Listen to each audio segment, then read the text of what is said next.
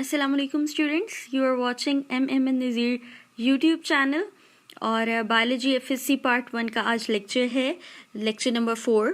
Chapter number 1 है introduction.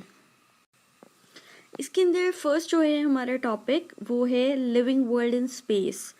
ठीक है, इसमें हम लोगों ने पढ़ना है वर्ल्ड के बारे में। लिविंग वर्ल्ड मतलब लिविंग ऑर्गेनिजम्स इस जगह पे, इस अर्थ पे, हमारे प्लैनेट पे कैसे स्टार्ट हुई ये जर्नी, कितने इसमें चेंजेस आए with the passage of time, और ये किस तरह से इनकी डिस्ट्रीब्यूशन है, इससे रिलेटेड जो है आज हम पढ़ेंगे इस टॉपिक में। अच्छा, जो लिविंग वर्ल्ड है ना, यानी कि लिविंग ऑर्गेनिजम्स इस अर्थ पे जो है, जो लिविंग वर्ल्ड है वो बहुत इनॉर्मस है। ठीक है, फर्स्ट पॉइंट इज इनॉर्मस। मतलब क्या है इसका? मतलब ये है कि ये बहुत ही एक्सपेंडेड है। ऐसा नहीं कि अर्थ पे एक बहुत ही कोई स्मॉल एरिया है जिस पे जो है ये लिविंग वर्ल्ड प्रेजेंट है, यानी कि लिविंग ऑर्गेनिजम्स प्रेजेंट है। ये बहुत ही ज़्यादा एक्सपेंडेड फॉर्म में है, पूरी अर्थ पे फैले हुए हैं living organisms. They are continuously reproducing and evolving. Day 1 से, जब से जो है लिविंग ऑर्गेनिज्म, जो सबसे पहला लिविंग ऑर्गेनिज्म यानी कि बायोलॉजी में हम कहते हैं बैक्टीरिया, या फिर जो यूनिसेलुलर ऑर्गेनिजम्स हैं या प्रोटोजोन्स जो हैं, उनसे जो है लाइफ स्टार्ट हुई। ठीक है, और आहिस्ता आहिस्ता क्या हुआ, वो इवॉल्व हुए मीन्स उनमें चेंजेस आए। साथ ही दे आर कंटिन्यूसली रिप्रोड्यूसिंग, यानी कि 1 से 2, 2 से 4। ये जो रिप्रोडक्शन का जो सिलसिला है ये तब से है जब से फर्स्ट लिविंग ऑर्गेनिज्म जो है वो अर्थ पे आया। ठीक है, वहाँ से ये जर्नी स्टार्ट हुई और with the passage of time इसमें क्या हुआ, इंक्रीज हुआ। रिप्रोडक्शन के साथ साथ क्या हुआ, उनका नंबर इंक्रीज होता गया, उनमें चेंजेस आते गए, इवॉल्व होते गए, नए ऑर्गेनिज्म बनते गए। इस तरह से ये लिविंग वर्ल्ड जो है वो स्पेस में अलग अलग जगह पे डिफरेंट इनकी जो है डिस्ट्रीब्यूशन हो गई। कोई किसी जगह पे प्रेजेंट है, कोई किसी जगह पे प्रेजेंट है, और आपस में इंटरेक्ट कर रहे हैं नॉन लिविंग इन्वायरमेंट के साथ, एक दूसरे के साथ। ठीक है, तो ये इस तरह से पूरे वर्ल्ड में, यानी कि पूरी दुनिया में, इस प्लैनेट पे जो है लिविंग ऑर्गेनिज्म जो है वो फैले हुए हैं। इस चीज़ को स्टडी करने के लिए लिविंग वर्ल्ड इन स्पेस में, यानी कि इस अर्थ पे जो है लिविंग वर्ल्ड, लिविंग ऑर्गेनिज्म किस तरह कौन सी जगह पे किस तरह से अपनी लाइफ जो है वो स्पेंड कर रहे हैं, इस चीज़ को स्टडी करने के लिए हम लोग एक टर्म जो है वो बायोलॉजिस्ट ने जो है वो इंट्रोड्यूस करवाई है, जिसको हम कहते हैं बायोम। ठीक है, बायोम क्या है? It is large regional community primarily determined bye it's climate. हम लोगों ने जिससे पहले ही पढ़ा कि लिविंग वर्ल्ड जो है वो इनॉर्मस है, साइज़ में बहुत बड़ा है। ठीक है, तो उसके लिए हम लोगों ने उसको स्टडी करने के लिए, ताकि अच्छे से डीपली स्टडी करें, हमने उसको एक बड़ी डिवीज़न में जो है उसको डिवाइड कर दिया, ताकि हम लोग उसको अच्छे से स्टडी कर सकें। यानी कि हम लोगों ने उसको डिफरेंट रीजन्स में जो है डिवाइड किया है इस लिविंग वर्ल्ड को, जो primarily determined bye it's climate, जो कि फर्स्टली हम लोग कैसे आइडेंटिफाई करते हैं, with the help of its climate, यानी कि उसकी आबो हवा से, कि एक एरिया है उसमें ये कम्युनिटी रहती है, और उसका जो है वेदर या लॉन्ग टर्म वेदर चेंजेस जो हैं वो ये हैं। उस लार्ज रीजनल कम्युनिटी को हम लोग क्या कहते हैं? बायोम कहते हैं। इसमें हमारे पास एग्जांपल्स हैं, जैसे ग्रासलैंड बायोम, डेजर्ट बायोम, और भी इस तरह की बहुत सारे बायोम्स हैं जिनको हम पढ़ते हैं और जो प्रेजेंट हैं इस अर्थ पे। ये जो बायोम है, आप लोग को इसकी एग्जांपल्स जो मैंने दिए हैं इसके नाम से ही पता चल रहा होगा, जैसे ग्रासलैंड बायोम या डेजर्ट बायोम। तो ये बायोम के नाम जो है ना, मेजरली हम लोग रखते हैं उसकी वेजिटेशन की वजह से, यानी कि मेजर वेजिटेशन वहाँ पे उस एरिया में कौन सी है। ग्रासलैंड बायोम का नाम से पता चल रहा है कि वहाँ पे क्या है, ग्रासेस जो हैं वहाँ की मेजर वेजिटेशन है, यानी कि वहाँ पे प्लांट्स में सबसे ज़्यादा कौन सी चीज़ पाई जा रही है, वहाँ पे ग्रासेस होंगी।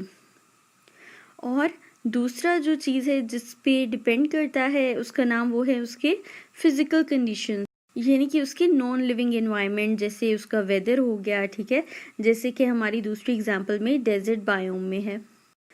हम जब बायोम को स्टडी करते हैं तो हमें पता चलता है कि बायोम को जब हम स्टडी करते हैं तो हमें उसमें पता चलता है कि मेजर वेजिटेशन जो है ना, यानी कि एक एरिया है, एक बायोम है, उसकी जो मेजर वेजिटेशन है, जो ज़्यादा प्लांट्स जो है वहाँ पे ग्रो करता है, वो उस पे डिपेंड करता है या वो डिटर्मिन करता है वहाँ का फाना और फ्लोरा। फाना कहते हैं एनिमल लाइफ को और फ्लोरा कहते हैं प्लांट लाइफ को। अब वहाँ का फौना कैसे डिटर्मिन करता है वहाँ की मेजर वेजिटेशन। अब जैसे यहाँ पे ऊपर एग्जांपल थी ग्रास लैंड बायोम की, तो एक ग्रास होपर जो है वो ग्रास पे जो है डिपेंडेंट है अपने सर्वाइवल के लिए, वो उसको एज अ फूड यूज़ करता है। मीन्स कि वो एरिया जो है वहाँ की वेजिटेशन जो है उस एनिमल को वहाँ पे सर्वाइव करने के लिए वहाँ पे उसको सपोर्ट कर रही है। किसी और जगह पे अगर वो जाके रहेगा ग्रास होपर और वहाँ पे ग्रासेस नहीं है, उसको एज सच फूड नहीं उसका मिल रहा, तो वहाँ पे वो सर्वाइव नहीं कर सकेगा। इसका मतलब कि वहाँ की जो मेजर वेजिटेशन है वो वहाँ की एनिमल लाइफ को भी सपोर्ट करती है और ये उस पर डिपेंडेंट है। इसी तरह से प्लांट लाइफ भी डिपेंडेंट होती है कि कुछ प्लांट जो हैं वो दूसरे उनके क्या कहते हैं कंपेटिटर्स नहीं होते। कुछ ऐसे प्लांट्स होते हैं जो कि कुछ ऐसे केमिकल्स वगैरह भी जो है प्रोड्यूस करते हैं, जिसकी वजह से दूसरी प्लांट लाइफ वहाँ पे जो है सरवाइव नहीं कर पाती। ठीक है, तो इस वजह से है दोनों चीज़ें कॉम्प्लीमेंट्री एक साथ चलती हैं। और जो वहाँ की मेजर वेजिटेशन होती है, यानी कि जो ज़्यादा अमाउंट में ज़्यादा जो है जिनका नंबर होता है जिस टाइप ऑफ प्लांट की, वो जो है वो वहाँ का फौना और फ्लोरा को जो है वो डिटर्मिन करती है। नेक्स्ट कॉन्सेप्ट जो है हम लोगों ने इस टॉपिक में स्टडी करना है, it is living world in time. अच्छा, time, living world in time से क्या मतलब है? पहले हम लोगों ने स्पेस का पढ़ा कि इस अर्थ में जो है कैसे और कहाँ पे कौन सी जो है लिविंग वर्ल्ड प्रेजेंट है स्पेस में, उनकी डिस्ट्रीब्यूशन क्या है। अब हम लोगों ने पढ़ना है लिविंग वर्ल्ड इन टाइम। इसको समझने के लिए हम लोग जियोलॉजिकल टाइम के बारे में पढ़ते हैं। जियोलॉजिकल टाइम मीन कि ये अर्थ जो है जब से जो है बनी है तब से वहाँ पे जो है लाइफ का जब से स्टार्ट हुआ है, डिफरेंट ऑर्गेनिज्म जो हैं इवॉल्व हुए हैं, आए हैं इस अर्थ पे, कुछ अर्सा जो है वो सरवाइव किए हैं, फिर कोई क्लाइमेट चेंजेस या फिर कोई और वजूहात की वजह से फिर क्या हो गया है, वो फॉसिल बन गए हैं, यानी कि उनकी डेथ हो गई उन ऑर्गेनिजम्स की, और अब वो जो हैं वो इस अर्थ पे प्रेजेंट नहीं है। या कुछ ऑर्गेनिज्म पहले प्रेजेंट थे, फिर वो इवॉल्व हुए और चेंज हो गए, जबकि उनके जो एंसेस्टर्स हैं वो अब इस वर्ल्ड में प्रेजेंट नहीं है, लेकिन वो मौजूद थे एक स्पेसिफिक टाइम पीरियड में। तो जियोलॉजिकल टाइम जो है वो एक कंप्लीट मैप देता है हमें, एक टाइम मैप देता है कि किस टाइम में कौन से ऑर्गेनिज्म जो थे वो इस अर्थ पे प्रेजेंट थे। और ये जो टाइम मैप है हम लोग को कैसे पता कि किस वक्त में, अब जाहिर बात है डायनासोर्स पहले थे अब नहीं है, लेकिन हमें कैसे पता कि वो उस टाइम थे या कब से कब तक इस वर्ल्ड में जो थे, वो इस अर्थ पे जो थे वो प्रेजेंट थे, कब तक वो सरवाइव किए और फिर उसके बाद कब जो है वो ख़त्म हो गए। तो इसका जो एविडेंस है वो हमें फॉसिल से मिलता है। तो students, what are fossils? Fossils क्या होते हैं? They are remains of dead animals and plants. इनमें वो एनिमल्स या ऐसे प्लांट्स आते हैं जो कि किसी टाइम पे प्रेजेंट थे, ठीक है, और उसके बाद क्या हुआ कि उनकी डेथ हो गई, और उसके बाद जो उसके रिमेन्स हमें अब मिलते हैं, यानी कि किसी टाइम में वो लिविंग थे लेकिन अब उनकी डेड बॉडीज़ को जब हम देखते हैं, स्टडी करते हैं, तो वो चीज़ जो है उन डेड रिमेन्स को जो है हम फॉसिल कहते हैं। और ये हमें कहाँ से मिलते हैं? ये मिलते हैं सेडिमेंट्री रॉक से। बिल्कुल इसी तरह है कि जैसे एक लेयर है अर्थ की, उसके ऊपर एक ऑर्गेनिज्म जो है उसकी डेथ हो गई और उसकी डेड बॉडी जो है वो उस सेडिमेंट पे, यानी कि उस लेयर पे जो है पड़ी हुई है, और उसके ऊपर क्या हुआ है, with the passage of time दूसरी लेयर जो है आ गई है, ठीक है, सॉइल की या किसी भी किस्म के इस तरह के मटेरियल की, उसने उसको कवर कर लिया है। With the passage of time उन सेडिमेंट्स में, उन लेयर्स में जो है वो इजाफा होता गया है। जैसे यहाँ पे हमारे पास ये है ये एक ऑर्गेनिज्म जो है वो इस लेयर में प्रेजेंट है, ठीक है। जब उस टाइम पे इसकी डेथ हुई तो ये वाली लेयर्स नहीं थी। फिर क्या हुआ है, with the passage of time एक और लेयर ने उसको जो है ऊपर से कवर कर लिया, फिर उस लेयर के ऊपर ये वाला जो ऑर्गेनिज्म है इसकी डेड बॉडी आ गई, फिर उसको कवर कर लिया दूसरी लेयर ने, तीसरी लेयर ने, और फिर चौथी लेयर ने, और उसके ऊपर एक और जो है वो डेड ऑर्गेनिज्म जो है उसकी डेड बॉडी जो है वो आ गई है। इस तरह से क्या हुआ है, ये जो डेड बॉडीज़ हैं इन ऑर्गेनिज्म की ये प्रिजर्व हो गई हैं, ठीक है, क्या हो गई हैं, उसके अंदर जो है कवर हो गई हैं।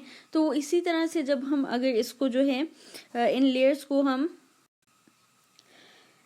इसको हम लोग तोड़ते हैं, ठीक है, कोई रॉक है हमारे पास, और उसके बाद हमें यहाँ से जो है इन ऑर्गेनिजम्स को जो है वो आइडेंटिफाई करते हैं, इनको स्टडी करते हैं और देखते हैं, तो फिर हमें पता चलता है कि ये जो है वो ऑर्गेनिज्म है या कोई प्लांट बॉडी थी उस टाइम में। और इसी से जो है हम आइडिया लगाते हैं कि इस फॉसिल की जो है वो क्या एज थी, ठीक है, ये क्या एज है, यानी कि ये किस टाइम में प्रेजेंट था। एक एज जो है फॉसिल की वो डायरेक्टली प्रोपोर्शनल है नंबर ऑफ सेडिमेंट्स के। अब कैसे नंबर ऑफ सेडिमेंट्स के, यानी कि जो जितना डीपर लेयर में होगा वो उतना ही पुराना फॉसिल होगा। ये कॉमन सेंस की बात है कि एक जो लेयर है, जाहिर बात है कि टाइम के साथ साथ ऊपर लेयरिंग हुई है, ठीक है, ऐसा तो नहीं हो सकता कि वो नीचे से लेयरिंग उल्टी स्टार्ट हो रही हो। यही है ना कि जो सबसे नीचे होगा वो सबसे पहले था, तो फिर आहिस्ता आहिस्ता आहिस्ता आहिस्ता उसके ऊपर दूसरी लेयर्स आती गई। तो इस तरह से जो सबसे डीपर लेयर में होगा उसकी सबसे ज़्यादा एज होगी, और जो सबसे ऊपर वाली लेयर में होगा उसका मतलब ये है कि वो सबसे रीसेंट फॉसिल है, यानी कि वो बहुत ही करीब के वक्त में जो था वो प्रेजेंट था इस वर्ल्ड में। और यहाँ पे जो है इसके बाद हमारे पास दूसरा तरीका है जिससे हम एक फॉसिल की जो एज है उसको फाइंड आउट कर सकते हैं, वो है रेडियो एक्टिव आइसोटॉप्स। अब आपको पता है रॉक्स के अंदर, ठीक है, रेडियो एक्टिव आइसोटॉप्स प्रेजेंट होते हैं। ये ऐसे मटेरियल्स होते हैं जो कि अपने अंदर से रेडिएशंस एमिट करते हैं, ठीक है, ये ऐसे एलिमेंट्स होते हैं। इनकी कैरेक्टरिस्टिक ये होती है कि वो अपने अंदर से जो है रेडिएशंस एमिट करते हैं, इसको हम रेडियो एक्टिव मटीरियल्स भी कहते हैं। ये नेचुरली जो है वो प्रेजेंट होते हैं हमारे एनवायरनमेंट में। तो age of fossil is indirectly proportional to the amount of radioactive isotope, यानी कि एक रॉक में, एक लेयर में एक हमें रेडियो एक्टिव आइसोटॉप मिला है, ठीक है, उसकी जो अमाउंट है ना कि ये रेडियो एक्टिव आइसोटॉप कितना प्रेजेंट है वो डिपेंडेंट है एज ऑफ फॉसिल पे। यानी कि जितना रेडियो एक्टिव अमाउंट कम होगा यानी कि फॉसिल की एज उतनी ज़्यादा होगी, क्योंकि रेडियो एक्टिव आइसोटॉप क्या करते हैं, वो अपने अंदर से जब रेडिएशन एमिट करते हैं ना तो आहिस्ता आहिस्ता उनकी जो क्वांटिटी है ना, उनकी अमाउंट वो कम होती रहती है। अगर हमें पता चला कि एक रेडियो एक्टिव आइसोटॉप की अमाउंट बहुत कम हो गई है, मीन्स कि ये फॉसिल उतना ही पुराना है, क्योंकि ये रेडियो एक्टिव आइसोटॉप जो है इतने सालों से या इतनी देर से जो है वो रेडिएशन एमिट कर करके अपनी अमाउंट को इतना कम कर चुका है। अगर कोई रेडियो एक्टिव आइसोटॉप ज़्यादा अमाउंट में प्रेजेंट है, मीन्स कि ये फॉसिल जो है वो इतना पुराना नहीं है, क्योंकि अगर ज़्यादा पुराना होता तो जाहिर बात है रेडियो एक्टिव आइसोटॉप की अमाउंट कम होती, क्योंकि वो इतनी देर से जब अगर प्रेजेंट है तो वो अपने रेडिएशन इमिट कर करके उसकी अमाउंट जो है वो रिड्यूस हो चुकी होती। ओके, तो ये थी बेसिक चीज़ें जिससे हम जो है ये लिविंग वर्ल्ड इन टाइम के बारे में पढ़ते हैं, और उसके बाद हम पढ़ेंगे जियोलॉजिकल टाइम चार्ट। ये ऐसा चार्ट है जिसमें इस अर्थ पे जब से लाइफ स्टार्ट हुई है तब से जो है ऑर्गेनिज्म, पहला ऑर्गेनिज्म, इस जियोलॉजिकल टाइम चार्ट में हम लोगों ने जो टाइम है अभी तक वर्ल्ड पे, यानी कि स्टार्ट से, जब से वहाँ पे लाइफ का स्टार्ट हुआ अर्थ पे, तब से लेके अब तक जो है उसको स्टडी करने के लिए हम लोगों ने इस टाइम को डिवाइड किया हुआ है एरा में, पीरियड में, ठीक है। और उसके अलावा जो है इस चार्ट में हम लोग ने ईयर्स बताए हैं कि कौन सा टाइम पीरियड कितने ईयर्स का है, ठीक है। उसके अलावा हम लोगों ने उसमें जो होने वाले एवोल्यूशनरी चेंजेस हैं उनकी जो है एक सीरीज़ बनाई है कि कौन से ऑर्गेनिज्म किस टाइम से किस तक डोमिनेंट थे, ठीक है, कौन से वहाँ पे इवॉल्व हुए, कौन से जो हैं वो फॉसिल्स बन गए, यानी कि वो अब प्रेजेंट टाइम में नहीं है, ठीक है। वो सब जो है इसमें हम लोगों ने ऐड किया हुआ है। इरा जो है, इरा हम कहते हैं 100 मिलियन ईयर्स को, ठीक है। और हमारे पास यहाँ पे टोटल 4 इराज हैं। फर्स्ट वन इज सीनोजोइक इरा, ये वो इरा है जो कि प्रेजेंट टाइम का है, जो कि चल रहा है। उससे पहले मीजोजोइक इरा था, उससे पहले पेलियोजोइक इरा था, और सबसे पहले जो था वो था प्रोटीरोजोइक इरा। हम लोगों ने जो है हर एरा को डिफरेंट पीरियड्स में डिवाइड किया है, ठीक है। पीरियड्स में हमने ऐसे डिवाइड किया है कि कौन से टाइम में कौन से वाले जो ऑर्गेनिजम्स थे या कौन से टाइप के प्लांट्स जो थे वो डोमिनेंट थे, कौन से टाइम में किसी और तरह के, यानी कि अगर हम फर्स्ट वाला देखें तो हमारे पास क्वाटरनरी है पीरियड जो कि सीनोजोइक एरा का पीरियड है फर्स्ट वाला। उसके अंदर एंजियोस्पर्म, मैमल्स और ह्यूमंस जो हैं वो डोमिनेंट हैं, जबकि टर्शरी जो है दूसरा इसका पीरियड जो है जो कि क्वाटरनरी से पहले था, उसके अंदर बर्ड्स और इंसेक्ट जो थे वो आए, वो इवॉल्व हुए, ठीक है।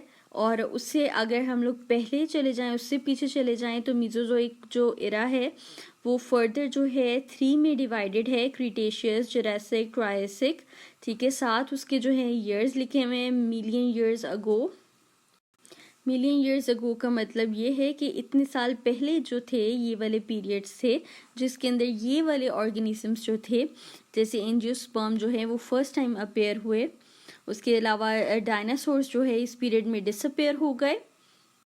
जबकि उससे पहले अगर हम चले जाएं, ठीक है, उससे पिछले वक्त में चले जाएं जुरासिक में, तब डायनासोर्स जो थे वो डोमिनेंट थे, जिम्नोस्पर्म्स जो थे वो इवॉल्व हुए थे। ट्रायसिक में डायनासोर्स, मैमल्स, बर्ड्स अपेयर हुए, ठीक है। पर्मियन जो था, पर्मियन में डिफरेंट टाइप्स ऑफ रेप्टाइल्स आए, ठीक है। पर्मियन, कार्बोनिफेरस, डिवोनियन, सैलूरियन, ऑर्डोवेशियन, कैम्ब्रियन, ये सब जो हैं ये पेलियोजोइक एरा के पीरियड्स हैं।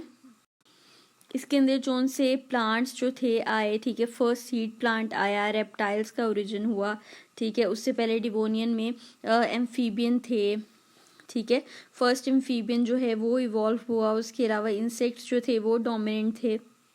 इस तरह से ये जो है पूरा चार्ट कंप्लीट होता है, ठीक है। ऑर्डोवेशियन में फर्स्ट वर्टिब्रेट जॉलेस फिशेज आई और कैम्ब्रियन में हमारे पास ओरिजिन हुआ इनवर्टिब्रेट्स का। स्टडी करते हुए क्या प्रेजेंट टाइम से पास्ट टाइम में जा रहे हैं, ठीक है, कि इससे पहले कैसी लाइफ थी और कैसे जो है ये सब ओरिजिनेट हुआ। आप लोग स्टडी करना चाहें तो आप लोग यहाँ से ऊपर की तरफ सिंपल से कॉम्प्लेक्सिटी की तरफ भी जा सकते हैं। इट्स अप टू यू, जैसे आपको समझ आती है, जैसे आपको इजी लगता है आप कर सकते हैं। इन चीज़ों को मेमोराइज करना भी ज़रूरी है, यानी कि इसके पीरियड्स को, एरास को, और कौन से टाइम पीरियड में कौन सा वाला जो था एनिमल या प्लांट जो थे वो डोमिनेंट थे, ये सब जो है आपने याद रखना है।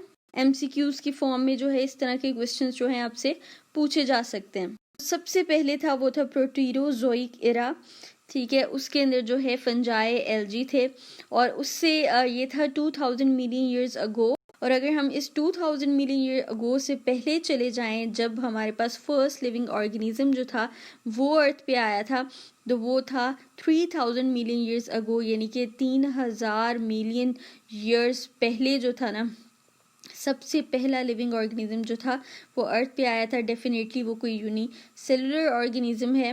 नाम से भी आपको पता चल जाएगा कि वो उसमें बैक्टीरिया, प्रोटोजोन्स आते हैं। इस तरह के यूनिसेलुलर ऑर्गेनिज्म आते हैं जिनसे लाइफ स्टार्ट हुई और अल्टीमेटली जो है एक कम्प्लेक्स लाइफ फॉर्म जो है वो आज हम लोग को देखने के लिए मिलती है। ह्यूमंस हैं, ठीक है, मैमल्स हैं, बर्ड्स हैं, इंसेक्ट्स हैं, एंजियोस्पर्म्स हैं। आई होप स्टूडेंट्स कि आज का जो टॉपिक था वो आपको अच्छे से क्लियर हो चुका हो। अगर आपको कोई क्वेश्चन हो इस टॉपिक से रिलेटेड तो आप जो है हमें कमेंट सेक्शन में ज़रूर कमेंट करें और अपना क्वेश्चन ज़रूर पूछें। उसके अलावा अगर आप लोग को समझ आया है, ठीक है, तो प्लीज़ जो है इस चैनल को सब्सक्राइब भी ज़रूर करें और हमारे वीडियोस को जो है वो सीरीज़ के साथ देखें, यानी कि लेक्चर 1 से आप लोग स्टार्ट कर सकते हैं। इस तरह से हम आपका सारा सिलेबस जो है वो कवर हो जाएगा साथ साथ। और चैनल को सब्सक्राइब करें, वीडियो को ज़रूर शेयर करें और लाइक करें अगर आपको अच्छी लगी हो तो। तब तक नेक्स्ट वीडियो तक अपना ख्याल रखें। अल्लाह हाफ़िज़।